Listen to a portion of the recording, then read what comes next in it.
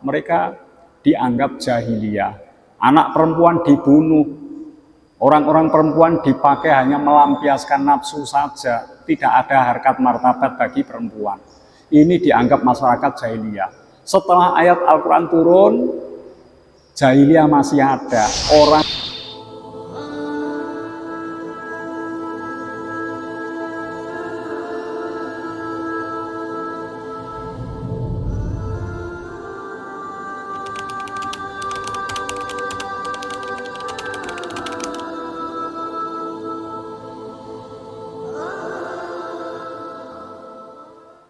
dua tema besar ini ada kesamaan ya, antara kisah Nabi Musa dengan kisahnya Nabi Muhammad dalam menyampaikan ajaran Allah. Ada kesamaan sejarah antara Fir'aun dan kaumnya dengan orang-orang kafir Quraisy. Ini ada kesamaan sejarah, di mana kebaikan atau kebenaran melawan keburukan atau kesesatan. Ini sejarah sepanjang kehidupan manusia senantiasa terjadi permusuhan antara baik buruk, antara benar dan salah. Wa ma nurihim, dan tidak kami perlihatkan pada mereka min ayatin, dari satu ayat atau mukjizat, illa kecuali ia adalah mukjizat akbaru, lebih besar, min ukhtiha, dari saudaranya. Wa akhadnahum, dan kami timpakan kepada mereka bil adzabi, dengan azab, la'allahum yarji'un, supaya mereka kembali. Surat Az-Zukhruf ayat 48 ini masih menyambung keterangan yang lalu tentang mukjizatnya Nabi Musa alaihi salam. Jadi Nabi Musa ini mukjizatnya sangat dahsyat ya, lebih besar dibandingkan mukjizat-mukjizat sebelumnya ya. Ini mukjizat Nabi Musa itu ada 9. Tongkat bisa berubah menjadi ular, membelah lautan, adanya kemarau yang panjang, kemudian ada penyakit-penyakit yaitu kutu, katak, belalang, kemudian juga air terlihat seperti darah, lengan bajunya ini mengeluarkan cahaya. Jadi mukjizatnya Nabi Musa itu banyak dan dahsyat, melebihi dari mukjizat-mukjizat para nabi sebelumnya. Niki nggih. Demikian pula mukjizat Nabi Muhammad sallallahu alaihi wasallam, yaitu Al-Qur'anul Karim. Ini merupakan mukjizat yang dahsyat sepanjang masa, juga melebihi dari mukjizat nabi-nabi sebelumnya. Kalau mukjizat yang lalu sekali mukjizat itu terjadi, disaksikan oleh kaumnya, mukjizat itu tidak terulang kembali. Jadi Nabi Musa membelah lautan, ya sekali belah itu. Nabi Musa lengannya memancarkan cahaya, ya saat itu. Tapi untuk Al-Quran ini mukjizat sepanjang masa, dari Nabi Muhammad SAW sampai hari ini. Mukjizat ini ya, masih bisa kita saksikan. Jadi ini mukjizatnya Nabi Musa, juga mukjizatnya Nabi Muhammad. Ini mukjizat yang besar, melebihi dari mukjizat yang dimiliki oleh para nabi terdahulu. Wa akhadnahum bil adzabi la'allahum yarji'un. Dengan mukjizat ini diharapkan kaumnya Nabi Musa alaihi salam mau menerima ajaran Nabi Musa. Tapi kalau dia tidak menerima ajarannya, tidak percaya kepada mukjizat yang dibawanya, maka Allah akan memberikan azab supaya mereka kembali kepada jalan yang benar. Ya, maka Fir'aun mendapat azab beserta bala tentaranya ditenggelamkan dalam lautan karena tidak mau menerima ajaran Nabi Musa. Demikian pula ya, orang-orang kafir Quraisy tidak mau menerima ajaran Rasulullah, mereka mendapatkan kesulitan demi kesulitan dalam kehidupan layaknya sebagai azab. Niki nggih. Dados kula panjenengan kedah saged mendhet hikmahipun ayat menika. Mari kita ikuti ajaran-ajaran yang dibawa oleh Rasulullah, terutama adalah ajaran Nabi Muhammad SAW, supaya kita tidak terkena azab Allah, kemurkaan Allah. Wa qalu ya ayyuhas sakhiru ta'u lana rabbaka bima ahita indak innana lamuhtadun. Wa qalu, dan mereka berkata, mereka ini Fir'aun bersama rakyatnya, ya ayyuhas sakhiru, wahai ahli sihir. Nabi Musa dianggap ahli sihir. Ud'u lana, berdoalah untuk kami, Rabbaka, Tuhan kamu, bima ahita indaka, dengan apa yang dia janjikan kepadamu. Innana lamuhtadun, sesungguhnya kami benar-benar mendapat petunjuk. Jadi setelah mukjizat Nabi Musa ini mengganggu kehidupan mereka, yaitu adanya belalang yang banyak, kutu yang banyak, kemudian katak, sehingga kehidupan mereka terganggu. Akhirnya mereka minta tolong Nabi Musa untuk memohon kepada Allah supaya mereka dilepaskan dari azab itu. Akhirnya Nabi Musa pun berdoa kepada Allah, dan doa Nabi Musa dikabulkan. Tapi ternyata mereka, Fir'aun dengan rakyatnya, tidak mau menerima ajaran yang dibawa oleh Nabi Musa. Dan ini karena Nabi Musa dianggap sihir, tongkat bisa berubah menjadi ular ini yang besar, dianggap sihir yang nyata. Jadi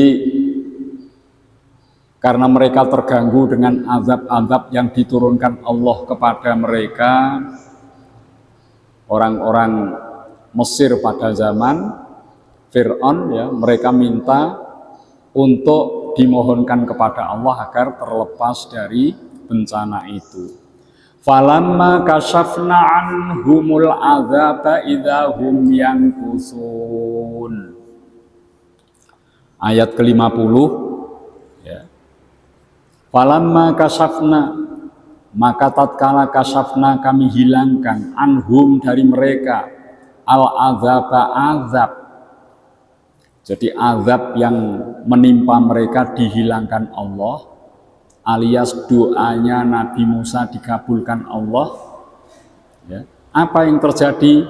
Idahum yang kusun, tiba-tiba mereka memungkiri.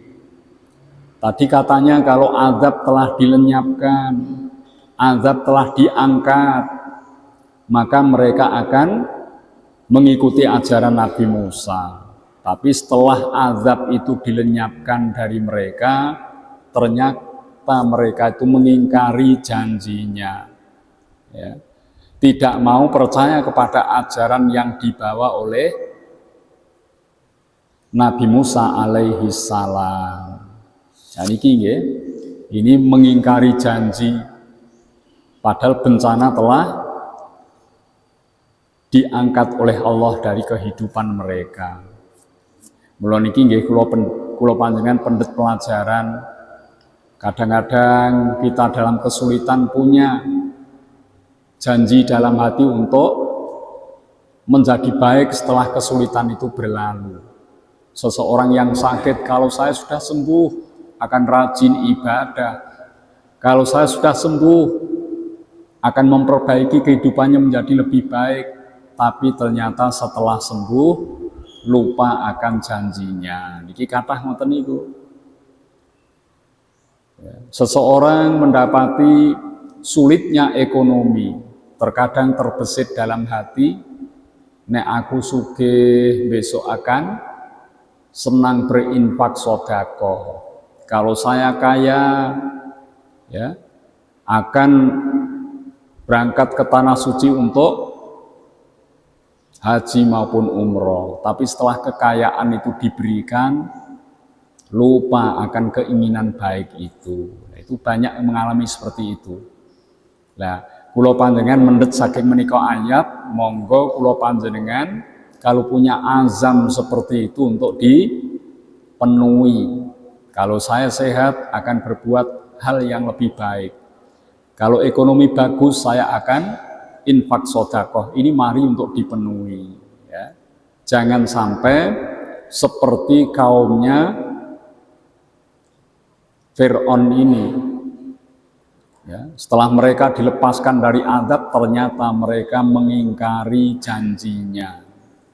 Wa nada fir'aunu fi qaumihi qala ya qaumi alaysa li mulku misra wa hadhil anharu tajri min tahti afala tubsirun. Ayat 51 ini Fir'aun menunjukkan kesombongannya. Sudah tidak mau mengikuti ajarannya Nabi Musa, dia menghasut kaumnya, rakyatnya supaya menjauh dari ajaran Nabi Musa. Wanada, dan berseru Fir'aun fi qaumihi, kepada kaumnya. Qala ya qaumi, dia Fir'aun berkata kepada kaumnya, ya qaumi, wahai kaumku, alaisali, bukankah kepunyaanku mulku Misra, kerajaan Mesir. Niki menunjukkan kesombongan. Wilayah Mesir menjadi milik mutlaknya Fir'aun. Ini diberitahukan kepada rakyatnya. Wahadihil anharu, dan sungai-sungai ini, sungai Nil, tajri, mengalir, min tahti, dari bawahku. Maksudnya sungai Nil itu dalam kekuasaan Fir'aun. Afala tubsirun, maka apakah kalian tidak melihat? Ini Fir'aun telah menghasut rakyatnya supaya tidak terpengaruh ajaran yang dibawa Nabi Musa, dengan menunjukkan bahwa Mesir menjadi milik Fir'aun, dengan menunjukkan bahwa sungai yang mengalir di Mesir itu di bawah kekuasaan Fir'aun. Jadi ini kerajaan, kekuasaan maupun kesejahteraan di Mesir itu di bawah kepemimpinan dan kekuasaan Fir'aun. Ini supaya rakyat Mesir ini tidak terpengaruh oleh ajaran yang dibawa Nabi Musa. Ini menunjukkan kesombongan, bahwasanya kekuasaan itu hanya titipan dari Allah, bahwasanya kesejahteraan yang dilambangkan dengan sungai yang mengaliri ladang-ladang mereka itu adalah karunia Allah mestinya. Maka ini telah diklaim oleh Fir'aun, kekuasaan dan kesejahteraan di Mesir itu ada di bawah kekuasaan Fir'aun.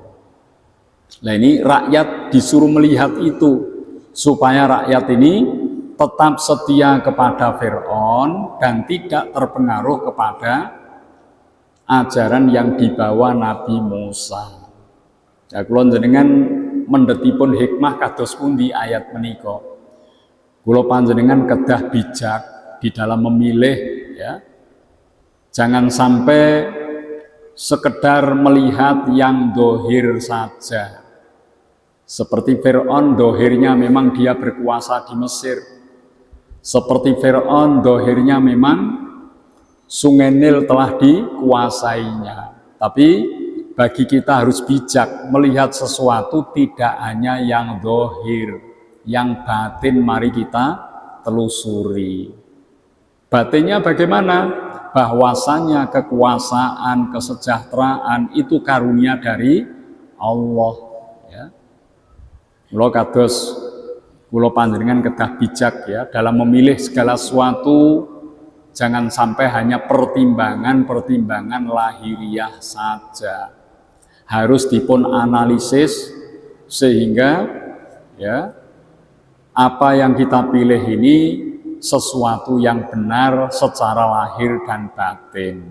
Ya, niki am ana khairum min hadzal ladzi huwa mahin. Am ana khairum min hadzal ladzi huwa mahin wa la yakatu yubin. Am ana atau bukankah aku, kata Fir'aun ini, khairun lebih baik min hadza dari ini, alladzi huwa mahin, yang mana ia adalah orang hina. Wala yakadu yubin, dan tidak yakadu hampir yubinun, ia menjelaskan. Jadi ini setelah Fir'aun menyampaikan kekuasaan Mesir berada di tangannya, berikutnya Fir'aun memberi kesimpulan bahwa kami Fir'aun ini lebih baik dibandingkan Nabi Musa. Lah niku nggih, Fir'aun punya kekuasaan. Fir'aun yang menjamin kesejahteraan rakyat Mesir, sedangkan Nabi Musa tidak punya itu. Nabi Musa mboten nggadahi kekayaan. Nabi Musa saat itu tidak punya kekuasaan. Sehingga Fir'aun menganggap dirinya lebih baik daripada Nabi Musa. Niki nggih, niki kesombongan dari Fir'aun. Sekali lagi tujuan Fir'aun supaya rakyatnya tidak mengikuti ajaran Nabi Musa, maka ditunjukkan itu kepada rakyatnya. Falaula ulqiya alaihi aswiratum min dabin au jaa ma'ahul malaikatu muqtarinin. Niki Fir'aun masih terus memberikan penjelasan kepada rakyatnya dengan kesombongan berikutnya. Falaula, maka mengapa tidak, ulqiya dilemparkan, alaihi atasnya, dilemparkan atau dipakaikan ya, ulqiya alaihi atasnya kepadanya, yaitu kepada Nabi Musa. Kenapa Nabi Musa tidak dipakaikan aswiratun gelang min dahabin dari emas, aujaa atau datang ma'ahu bersamanya al malaikatu malaikat muqtarinin yang menyertai. Niki Fir'aun memberikan penjelasan detail lagi bahwa Fir'aun itu lebih mulia dibandingkan Nabi Musa. Fir'aun lebih baik dibandingkan Nabi Musa. Buktinya apa? Nabi Musa tidak mengenakan perhiasan gelang dari emas.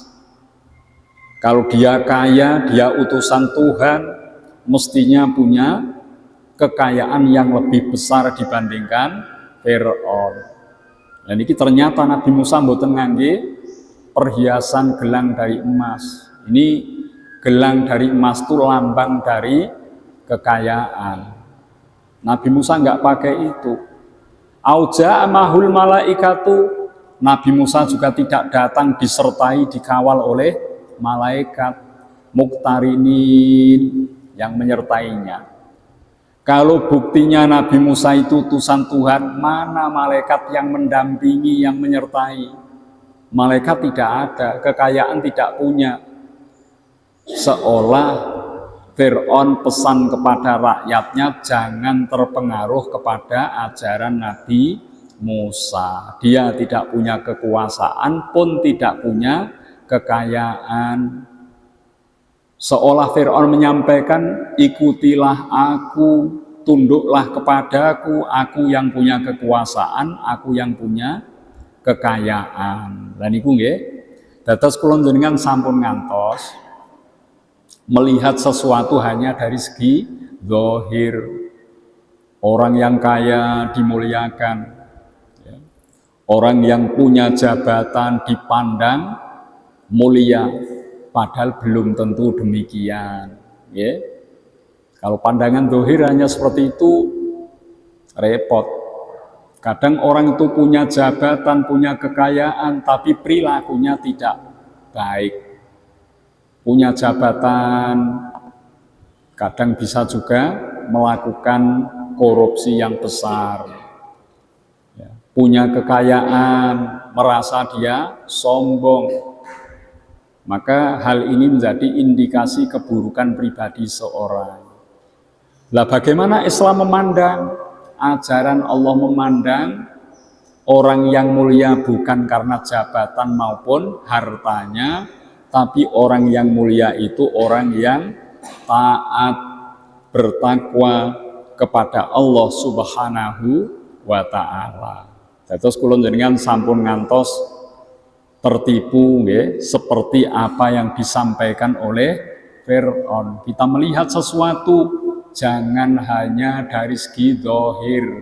Mari kita melihat dari segi batiniahnya.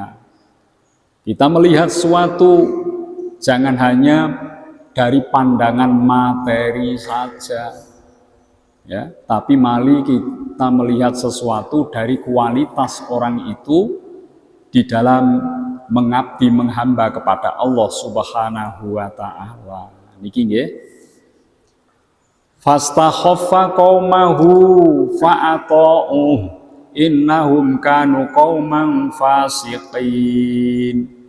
Fastakhaffa, maka dia meremehkan qaumahu, kaumnya, fa'ata'u, lalu mereka patuh kepadanya. Innahum, sesungguhnya mereka, kanu adalah mereka, kauman kaum fasikin, orang-orang fasik. Ya. Dengan penjelasan Fir'aun, rakyat Mesir percaya kepadanya, kepada Fir'aun, lalu tidak percaya kepada Nabi Musa. Karena Fir'aun telah curang, memberikan keterangan-keterangan hanya sepihak saja. Maka Fir'aun ini dipandang fasik, yaitu menentang kepada ajaran yang dibawa Nabi Musa, ajaran Allah. Nah niki nggih. Jadi ini rekayasa dan upaya Fir'aun untuk tetap mendapat dukungan dari rakyatnya dengan menyampaikan janji-janji yang tidak benar tadi, sehingga rakyat pun tertipu, mengagumi Fir'aun serta menganggap remeh Nabi Musa alaihi salam. Ya, maka perilaku seperti ini tergolong fasik, melakukan dosa yang besar. Falamma asafuna taqamna minhum fa'aghraqnahum ajma'in. Falamma, maka tatkala asafuna, mereka membuat kami murka. Jadi dengan anggapan-anggapan dari Fir'aun ini yang tidak adil, tidak jujur, ya. Fir'aun menganggap yang berkuasa, yang kaya, punya jabatan, dan Nabi Musa direndahkan. Falamma asafuna, maka tatkala mereka membuat kami murka, seperti itu menyebabkan kemurkaan Allah. Intaqomna, kami hukum, kami siksa, minhum, dari mereka. Fa aghraqnahum ajmain, lalu kami tenggelamkan mereka semua. Niki karena Fir'aun dan bala tentaranya, orang-orang yang mendukung Fir'aun ini telah mengakui Fir'aun sebagai sosok yang harus ditaati, meskipun keterangan-keterangannya itu adalah dusta, maka hal ini membuat Allah murka. Sehingga Fir'aun dan pendukung-pendukungnya ditenggelamkan di Laut Merah. Hal itu terjadi ketika kejar-mengejar antara Nabi Musa dengan Bani Israel, dikejar oleh Fir'aun dengan bala tentaranya serta pendukungnya. Maka Nabi Musa membelah lautan dengan izin Allah sebagai mukjizat. Setelah itu dikejarlah Nabi Musa di tengah lautan oleh Fir'aun dan bala tentaranya. Ternyata Allah mengembalikan lautan itu, Fir'aun, pendukungnya, semuanya tenggelam di dalam lautan. Ini merupakan murkanya Allah karena dosa-dosa yang mereka perbuat dengan menentang kebenaran tadi. Faja'alnahum salafa wa mathala lil akhirin. Ayat 56. Faja'alnahum, maka kami jadikan mereka, yaitu Fir'aun dan pendukungnya, salafan, terdahulu, wa masalan, dan tamsil perumpamaan lil akhirin, bagi orang yang lahir kemudian. Setelah Fir'aun ini tenggelam, pendukung-pendukungnya pun tenggelam. Ayat 56 ini ya. Ini akhirnya peristiwa itu menjadi sejarah yang bisa diambil pelajaran. Inilah buah dari orang-orang yang menentang ajaran Allah. Mereka mendapat azab dari Allah. Jadi Fir'aun, bala tentaranya itu menjadi pelaku sejarah yang diambil pelajaran orang-orang kemudian, termasuk kita mengambil pelajaran dari peristiwa itu. Jadi pelaku sejarah ya. Kula jenengan nggih sebagai pelaku sejarah, sekarang kita hidup mengukir sejarah. Setelah kita wafat mati, maka perjalanan hidup kita bisa ya dipakai oleh orang-orang yang akan datang sebagai sejarah. Ini sejarah ya. Jadi belajar sejarah itu ya belajar kehidupan orang-orang terdahulu. Kalau mereka baik, diteladani kebaikan itu. Kalau mereka yang terdahulu buruk seperti Fir'aun, kita jauhi keburukan itu. Jadi belajar sejarah itu intinya seperti itu. Di negeri kita telah banyak sejarah yang memberikan pelajaran kepada bangsa kita. Ada masa penjajahan, diambil sejarah. Pernah ada gerakan G30 SPKI, itu sejarah. Ya. Ada masa-masa kerajaan-kerajaan di Nusantara, itu sejarah. Dan sejarah ini bisa diambil pelajaran yang baik, mari kita teladani, diteruskan. Yang buruk, yang jelek, untuk kita jauhi, kita waspadai. Demikian pula sejarahnya Fir'aun, sejarahnya Nabi Musa. Okay. Terus belajar sejarah itu penting. Mila kados kula panjenengan menjelang tidur, anak-anak kita mari diberikan pelajaran sejarah kisahnya nabi-nabi. Okay. Satu malam dibacalah oleh ibu maupun bapak untuk anaknya sejarah Nabi Adam alaihissalam. Hari yang kedua Nabi Idris alaihissalam, sejarahnya bagaimana. Jadi bagus supaya anak-anak kita mengenal sejarah para nabi, para rasul. Soalnya nabi rasul komplit.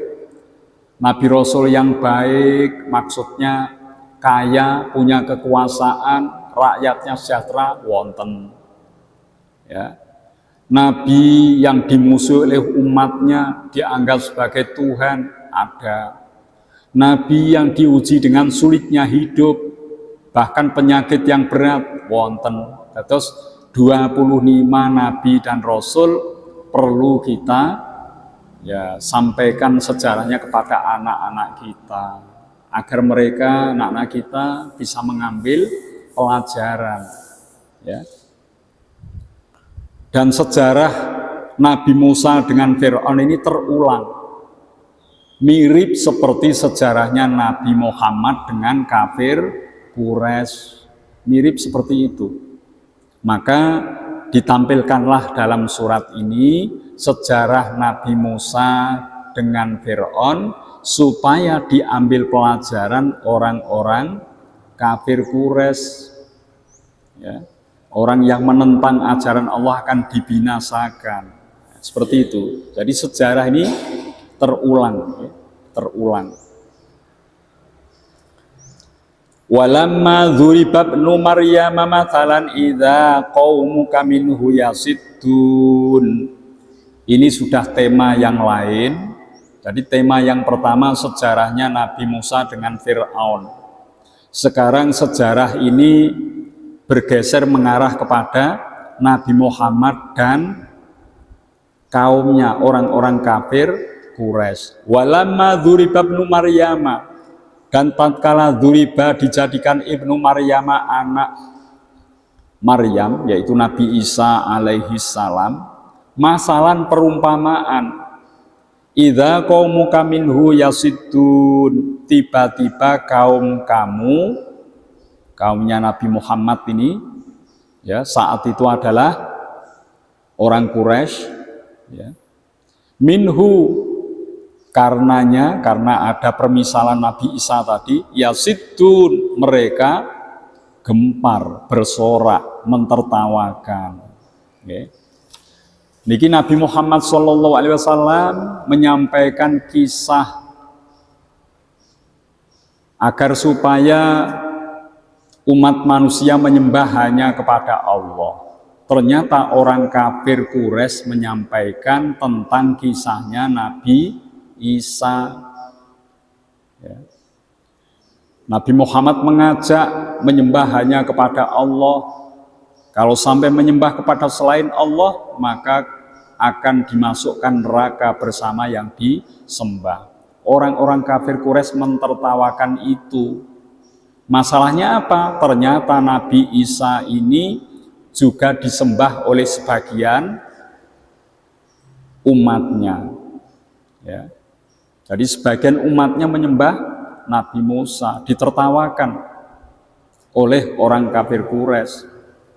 Dalam surat Al-Anbiya ayat 98, innakum wa ma ta'buduna min dunillah hasabu jahannam. Innakum, sesungguhnya kamu, wa ma ta'buduna, dan apa yang kamu sembah min dunillah selain Allah, hasabu jahannam, dijadikan kayu bakarnya neraka jahanam.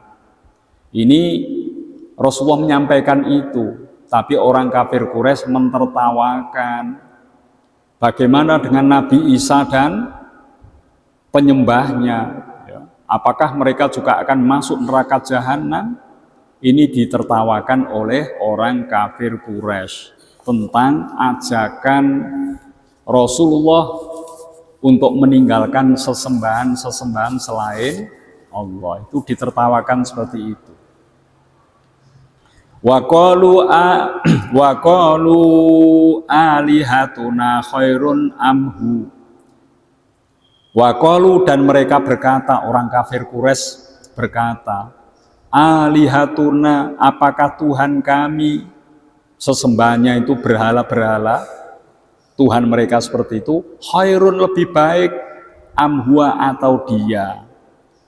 Jadi orang kafir Quraisy membantah, agamaku lebih bagus mana dengan agama yang dibawa Nabi Musa, Nabi Isa. Ini soalnya yang buat contoh Rasul tadi Nabi Isa. Ma dzarabuhu laka illa jadala. ma tidaklah dzarabuhu mereka menjadikannya laka bagimu illa jadala kecuali bantahan. Jadi orang kafir Quraisy membantah ajaran yang dibawa Rasul. Ya, kalau memang ajaran Allah itu baik, lalu bagaimana dengan Nabi Isa yang dia dianggap Tuhan oleh sebagian kaumnya? Ini hanya sebagai debat saja, ya. Tidak mencari kebenaran, tapi untuk mendebat seolah agama yang dianut oleh kafir Quraisy itu pun sejalan dengan agama Nabi Isa alaihi salam. Balhum qaumun khosimun, bahkan mereka adalah kaum khosimun yang mereka bertengkar. Jadi niki hanya bantahan saja, bukan merupakan alasan yang masuk akal, ya. Bahkan mereka orang-orang kafir itu pun saling bertengkar tentang hal itu. In huwa illa abdun an'amna alaihi wa ja'alnahu mathalan li bani Israil. In huwa, tidak lain huwa dia illa abdun, kecuali seorang hamba, an'amna yang kami beri nikmat alaihi kepadanya. Jadi ini Allah memberikan penjelasan kalau Nabi Isa itu bukan Tuhan. Menurut anggapan orang kafir Quraisy kan Isa itu dianggap Tuhan oleh kaumnya. Allah menjelaskan, meluruskan, Nabi Isa itu hamba Allah, bukan Tuhan. Tapi hamba yang diberi kenikmatan yaitu sebagai Rasul. Nah, ini diluruskan, ya. Jadi anggapan orang kafir Quraisy keliru. Agama kafir Quraisy tidak sama dengan agama yang dibawa Nabi Isa. Nabi Isa itu bukan Tuhan. Dia sosok Rasul yang diberi Allah karunia kenikmatan. Wa ja'alnahu masalan, dan kami jadikan dia masalan, perumpamaan, li Bani Israil, bagi Bani Israil. Jadi Nabi Isa itu, ya, bukan Tuhan, tapi sosok hamba Allah yang diutus untuk diikuti ajarannya oleh Bani Israil. Niki nggih, ingkang leres kados ngeten menika. Tidak seperti anggapan orang kafir Quraisy, Nabi Isa dianggap Tuhan tadi. Walau nasya'u laja'alna minkum malaikatan fil ardi yakhlufun. Niki orang-orang kafir Quraisy niku nggih nyembah malaikat niku, ya. Malaikat yang perempuan dianggap itu sakral, disembah. Maka dijelaskan di sini walau nasya'u, dan jika kami menghendaki, jika Allah menghendaki, laja'alna, niscaya kami jadikan minkum, dari kalian, malaikatan fil ardi yakhlufun. Bisa dijadikan malaikat-malaikat di muka bumi, yakhlufun, mereka menggantikan. Jadi malaikat yang disembah oleh kafir Quraisy ini tidak juga dibenarkan. Sekiranya Allah berkehendak, malaikat itu bisa dicipta turun-menurun mengganti mereka di muka bumi. Jadi malaikat tidak berhak disembah. Nabi Isa tidak berhak untuk disembah. Yang disembah hanyalah Allah Subhanahu wa ta'ala. Ini sebuah penjelasan supaya umat manusia tidak salah di dalam memposisikan Allah sebagai Tuhan dan selain Allah sebagai makhluk. Dan iki nggih, niki antawisipun. Jadi ini ada pelajaran besar, yaitu kisahnya Nabi Musa dengan Fir'aun, di mana Fir'aun telah menampakkan kesombongannya dengan menguraikan kekuasaan, jabatan, kekayaan, dan pengaruhnya di negeri Mesir. Ya. Dan kita tidak boleh tertipu seperti itu. Kita harus melihat sosok itu lahir dan batinnya. Kita harus memuliakan sosok itu karena pengabdian penghambaannya kepada Allah, yaitu ketakwaan. Kemudian sejarah besar berikutnya, ternyata apa yang dialami Nabi Musa mirip seperti yang dialami Nabi Muhammad. Nabi Muhammad telah menjelaskan tentang kebenaran kepada orang-orang Quraisy, tapi mereka tidak mau mengikuti, sehingga disebut orang kafir Quraisy. Mereka tetap menyembah berhala. Katanya ini sama dengan Nabi Isa yang disembah oleh kaumnya. Mereka menyembah malaikat-malaikat yang dianggap malaikat itu adalah ya sebagai Tuhan-Tuhan mereka. Dan ini dijelaskan Allah bahwa Nabi Musa itu adalah manusia yang diberikan karunia oleh Allah berupa Rasul. Ya. Jadi bukan Tuhan, tidak patut disembah. Yang kedua juga, malaikat-malaikat itu tidak layak untuk disembah. Karena kalau Allah menghendaki, malaikat bisa diciptakan secara turun-menurun mengganti keberadaan manusia di muka bumi ini. Jadi kesimpulannya, mari kita jauhi kesombongan. Kesimpulannya, mari kita tetap teguh untuk pendirian kita hanya mengabdi kepada Allah Subhanahu wa Ta'ala, hanya mengakui bahwasannya Allah sebagai Tuhan. Nek pun ngoten kula panjenengan siap untuk mentaati perintah-perintah Allah dan Rasul-Nya, menjauhi larangan-larangan Allah dan Rasul-Nya. Niki nggih simpulanipun. Monggo sesi berikutnya adalah pertanyaan-pertanyaan. Ya, dipersilahkan. Boleh bab yang dibahas ini sejarah Nabi Musa dan Fir'aun, sejarah Nabi Muhammad dengan kaum kafir Quraisy. Monggo Bu Basir. Kalau begitu, apakah Nabi Isa alaihissalam itu tahu nggak kalau disembah dan dijadikan sesembahan? Oh, ngoten nggih. Ini ada pertanyaan, apakah Nabi Isa tahu bahwa dia itu disembah, dijadikan sesembahan? Niki dulu pernah ada dalam surat yang pernah kita pelajari. Nabi Isa itu pernah ditegur oleh Allah. Ya, apakah engkau memang menyuruh umatmu untuk menyembahmu?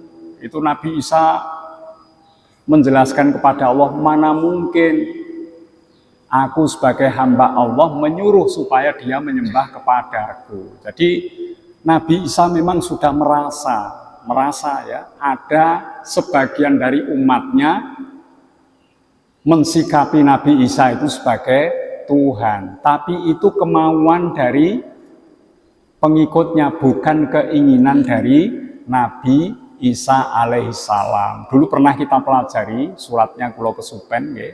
Jadi Nabi Isa tahu ada sebagian pengikutnya yang bersikap seperti itu sampai ditegur oleh Allah. Akhirnya Nabi Isa menyampaikan bahwasannya tidak pernah sama sekali Nabi Isa menyuruh mereka menyembah kepada dirinya. Ngoten nggih. Monggo pertanyaan malih Pak Slamet riyen nggih, Pak Slamet. Al-Quran diturunkan ke bumi kepada Rasul untuk bersama malaikat Jibril sekaligus untuk memperbaiki akhlak manusia. Pada waktu itu, apakah masih disebut zaman jahiliyah, zaman kebodohan? Terima kasih, Pak. Ini pertanyaan dari Pak Slamet. Al-Quran diturunkan di muka bumi, didampingi dan dibawa oleh Jibril. Ya, di muka bumi sudah turun Al-Quran ini. Apakah masa itu dikenal pula dengan masa jahiliyah? Jahiliyah itu artinya bodoh, dan masa itu terjadi sebelum turunnya ajaran Islam. Jadi sebelum Islam turun, sebelum Nabi Muhammad mendapat wahyu, masyarakat Arab dikenal dengan jahiliyah. Masyarakat bodoh karena tidak mengenal Tuhan. Karena mereka tidak bisa mengenal batasan baik, buruk, benar, salah. mereka dianggap jahiliyah. Anak perempuan dibunuh, orang-orang perempuan dipakai hanya melampiaskan nafsu saja, tidak ada harkat martabat bagi perempuan. Ini dianggap masyarakat jahiliyah. Setelah ayat Al-Quran turun, jahiliyah masih ada. Orang-orang Quraisy yang menolak ajaran Rasul masih tetap dianggap jahiliyah. Masih dianggap jahiliyah. Soalnya Al-Quran turun tidak serta-merta diterima baik oleh masyarakat Arab. Ditolak niku. Yang menerima hanya sebagian kecil. Mereka rata-rata menolak Al-Quran, dianggap Al-Quran ini sihir. Dan niku. Dan mereka yang sekelompok itu tetap jahiliyah, tetap jahiliyah. Bahkan kulon jenengan sakniki-niki juga ada masyarakat jahiliyah modern.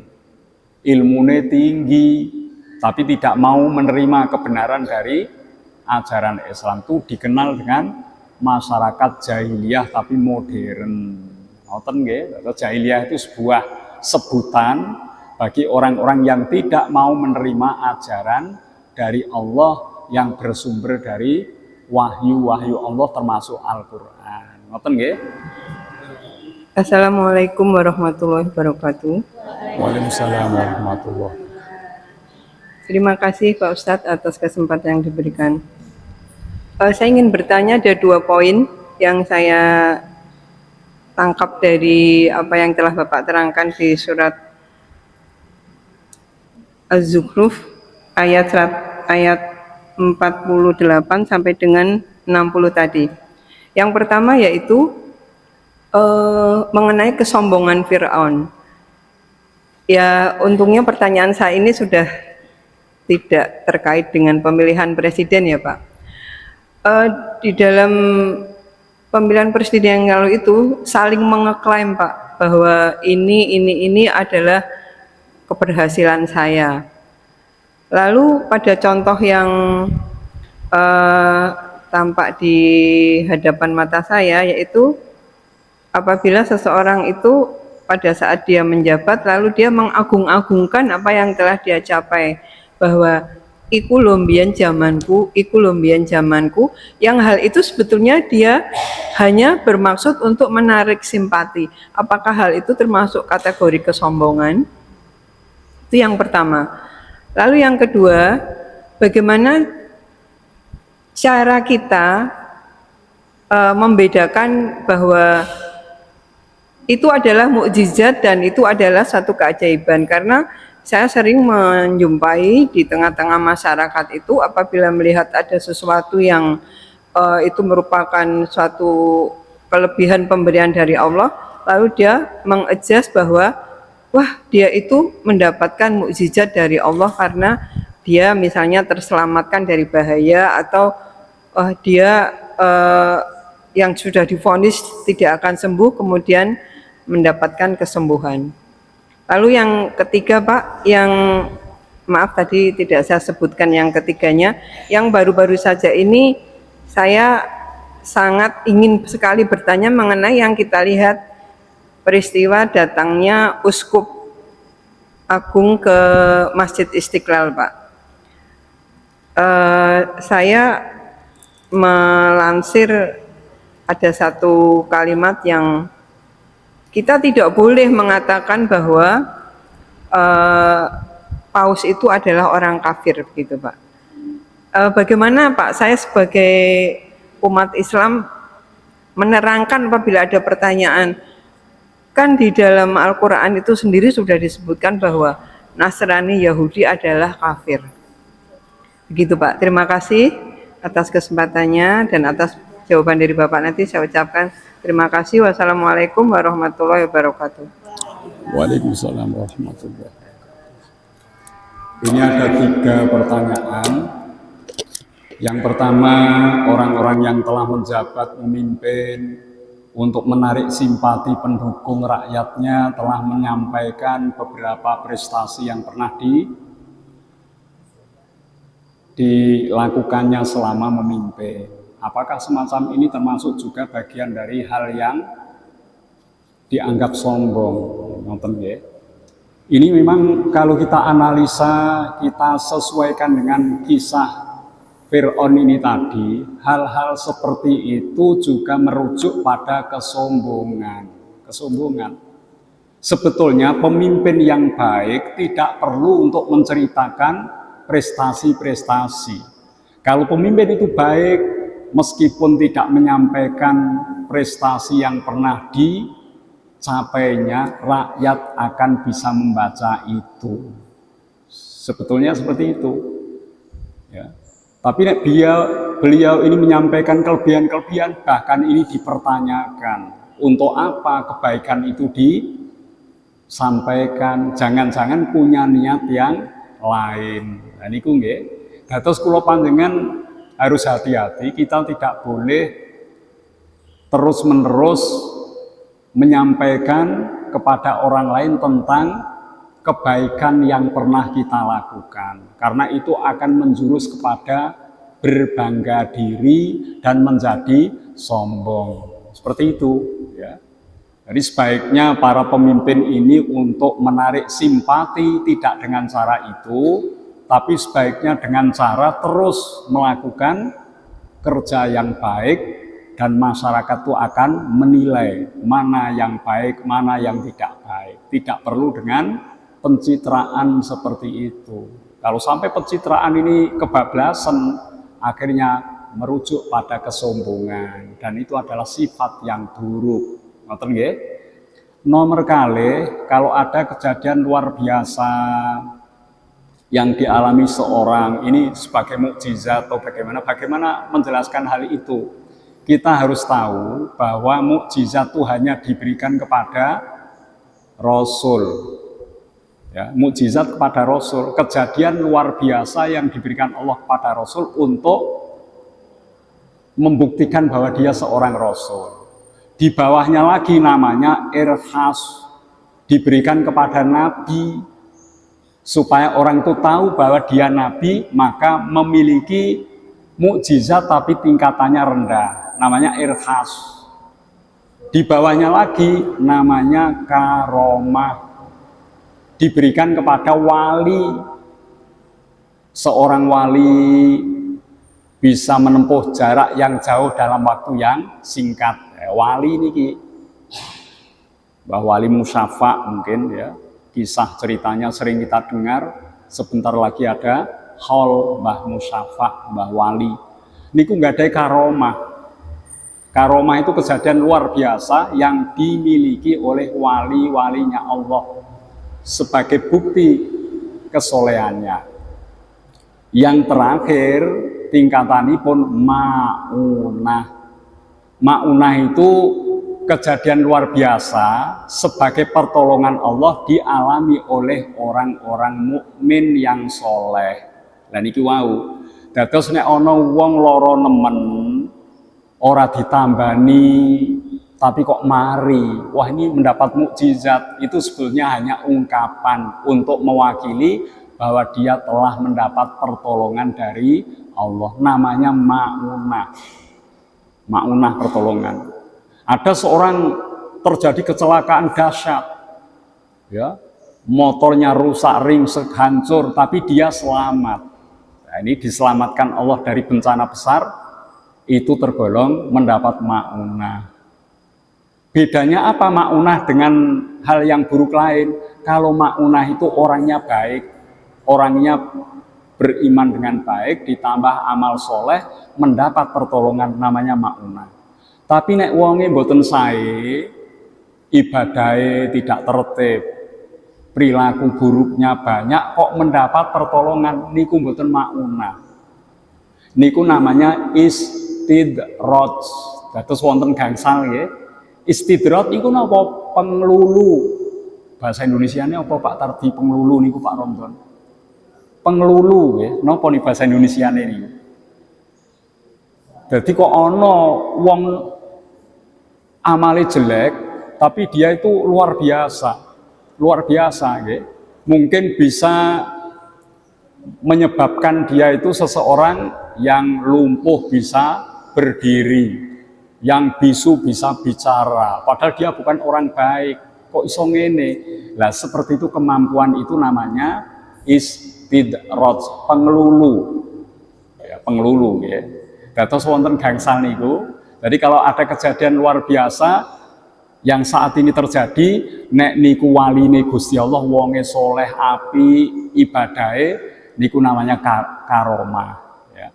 Kalau orang mukmin biasa, ya kados kula jenengan salat ya tertib, kebaikannya ada tapi tidak setingkat wali tadi, ya namanya maunah.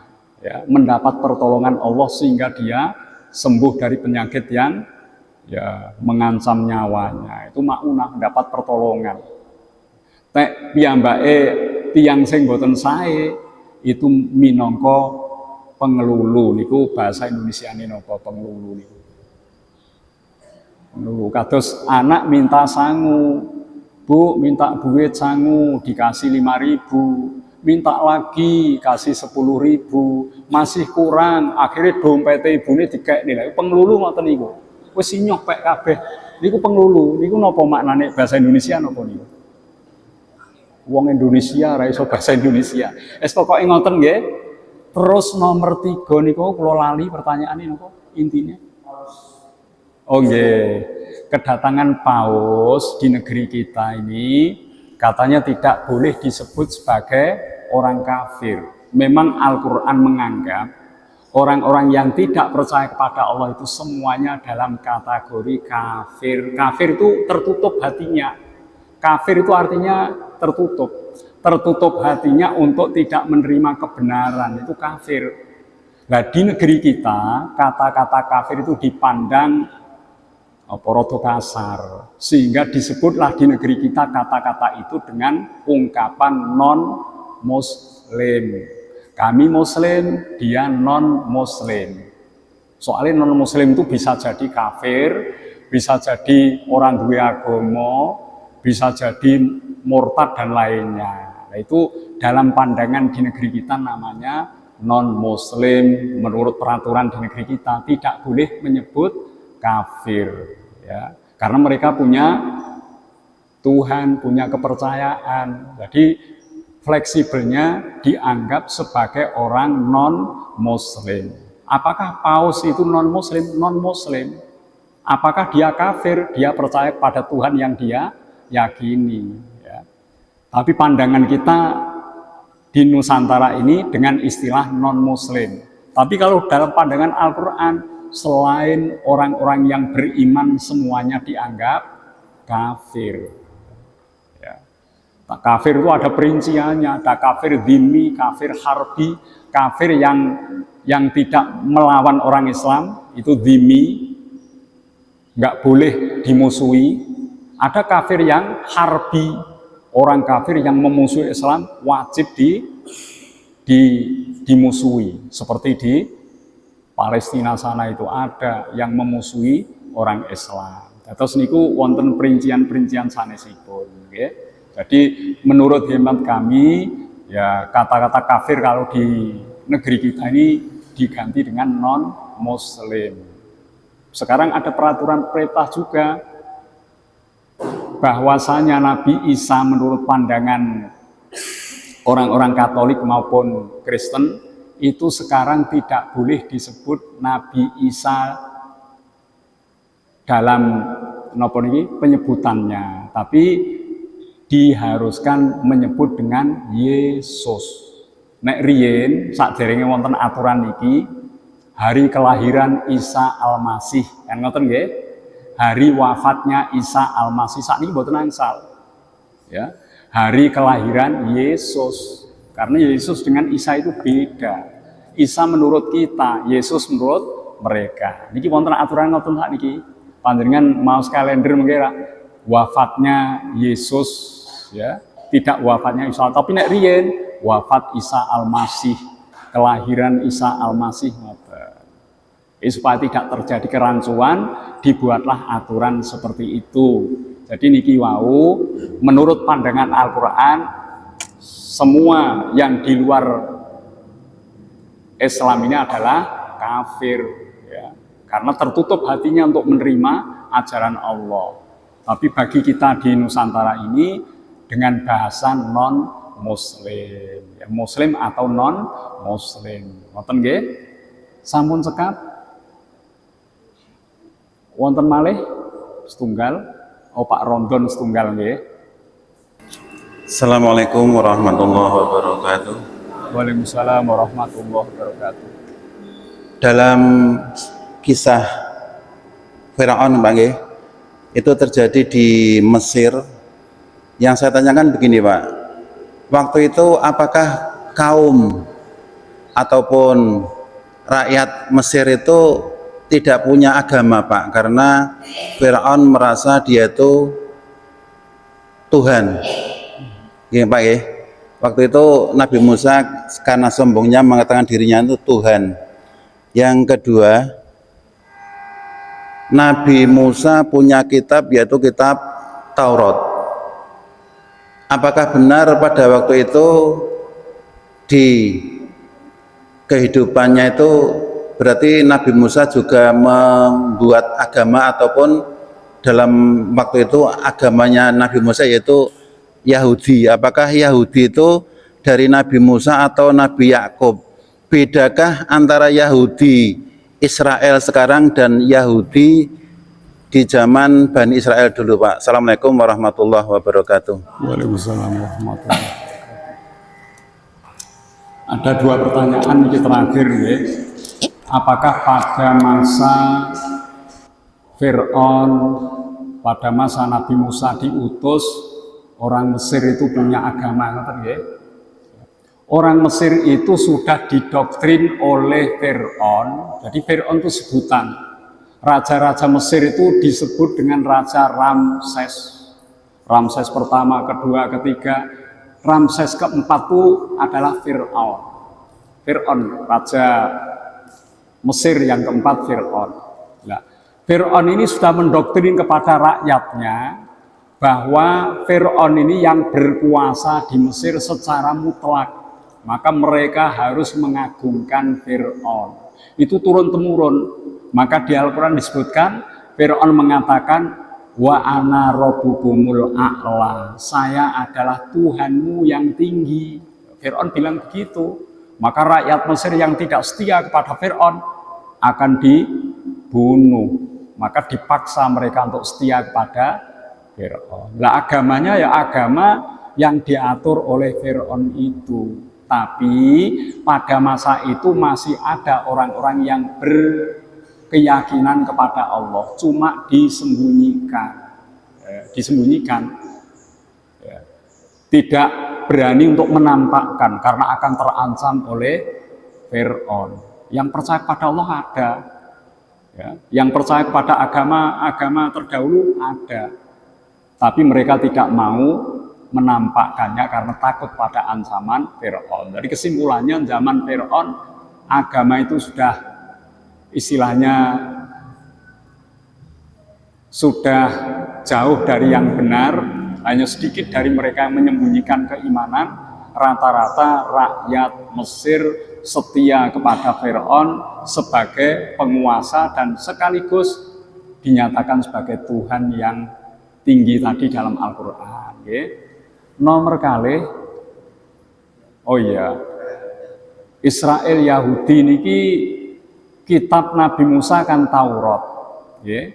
Orang-orang yang mengikuti Nabi Musa ini agamanya Yahudi. Yahudi itu ada dua pengertian. Ada Yahudi itu sebagai keturunan, klan, yaitu keturunannya Nabi Yakub alaihi salam. Itu ada yang bernama Yahudia. Sehingga turunannya disebut Yahudi, itu keturunan. Mereka baik, memiliki kecerdasan tinggi, kepercayaan yang benar. Yahudi sing ngoten niku. Ya. Tapi ada Yahudi sebutannya itu Yahudi sebagai agama. Yahudi agama. Jadi Yahudi agama ini ya masih mengikuti ajaran Nabi Musa, meskipun banyak hal itu sudah keluar dari ajaran itu. Dan inilah yang sekarang terjadi, Yahudi yang bukan keturunan, tapi Yahudi yang memiliki faham-faham tertentu yang sudah menyimpang dari ajaran Nabi Musa. Nah, niku.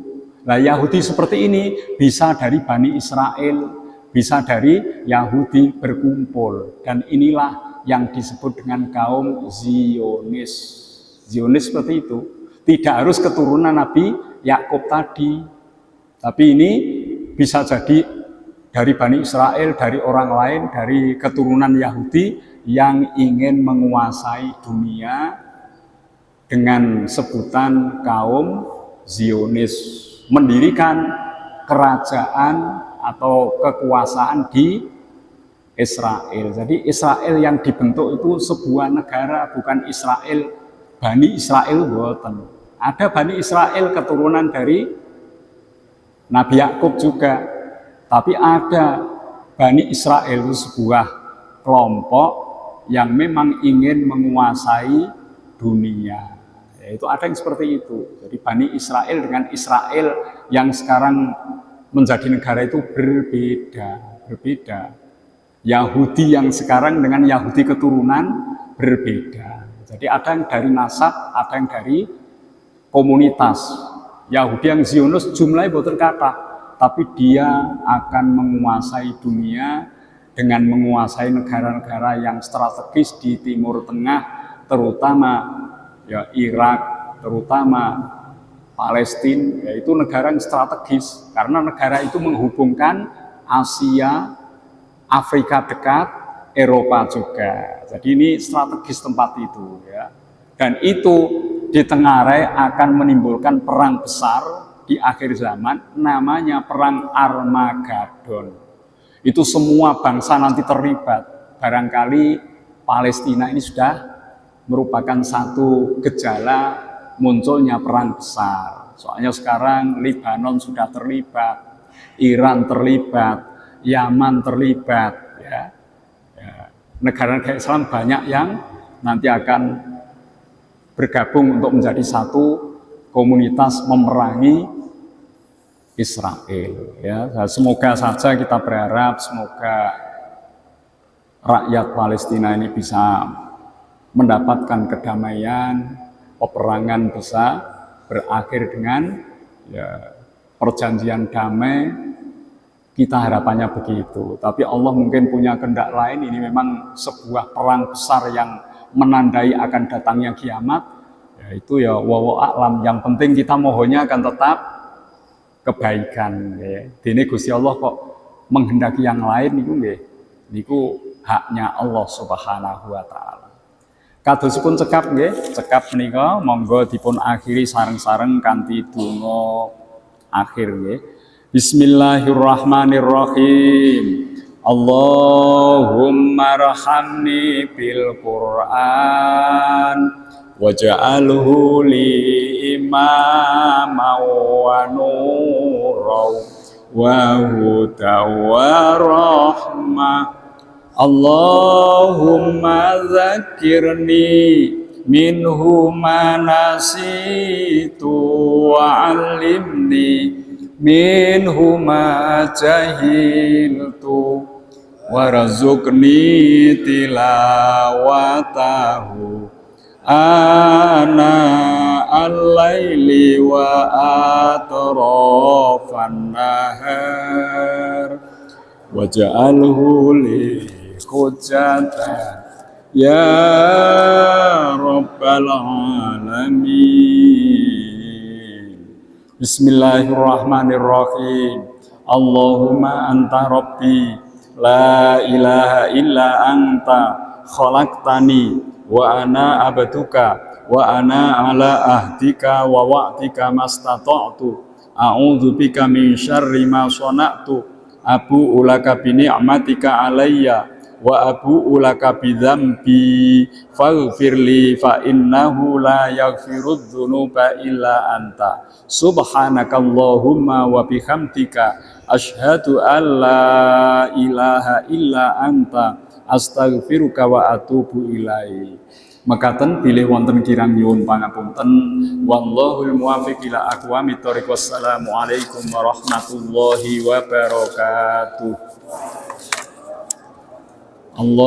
Allahumma sholli ala Muhammad Ya Rabbi sholli alaihi wasallim.